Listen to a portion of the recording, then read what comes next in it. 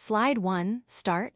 In the depths of laboratories and research facilities across the globe, scientists stand at crossroads that would make Prometheus himself pause.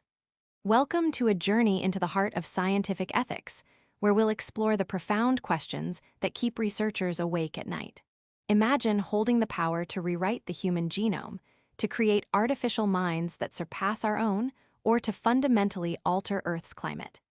These aren't scenarios from science fiction, they're reality's latest challenges.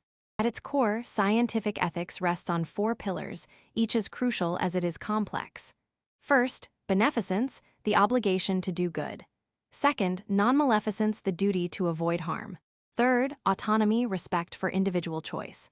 And fourth, justice, ensuring fair distribution of benefits and risks. But what happens when these pillars conflict? Consider CRISPR technology. This magnificent tool allows us to edit genes with unprecedented precision. Yet, each snip of DNA raises profound questions. When we alter the blueprint of life, where do we draw the line between healing and enhancing? The rise of artificial intelligence presents equally challenging dilemmas. As we create systems with increasing autonomy, we must grapple with questions of consciousness, responsibility, and control. Who bears responsibility when an AI makes a decision that affects human lives? Climate engineering emerges as another ethical battlefield. The power to modify our planet's systems might be our last resort against climate change, but it could also be our greatest folly. The decision to deploy such technologies affects every living being on Earth. Human enhancement technologies blur the line between therapy and enhancement. When we can augment human capabilities, we must ask, what defines normal? What constitutes improvement?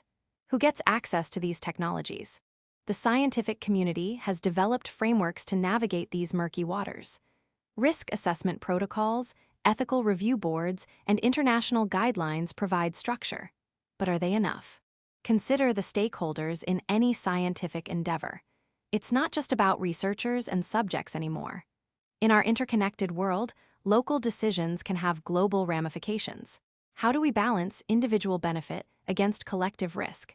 Regulatory frameworks struggle to keep pace with scientific advancement. As technology accelerates, the gap between capability and control widens. Who should govern these technologies? How do we ensure oversight without stifling innovation? Scientists themselves must become ethical stewards. The days of pure research divorced from consequences are behind us. Every experiment, every discovery carries moral weight. Looking ahead, we face even more complex challenges.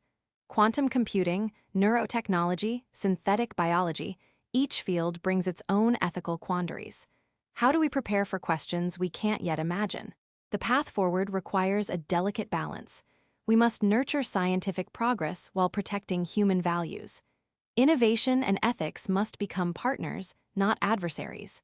As we conclude, remember this: every scientist is also a moral philosopher. Every laboratory is a crucible where we forge not just knowledge, but our future as a species.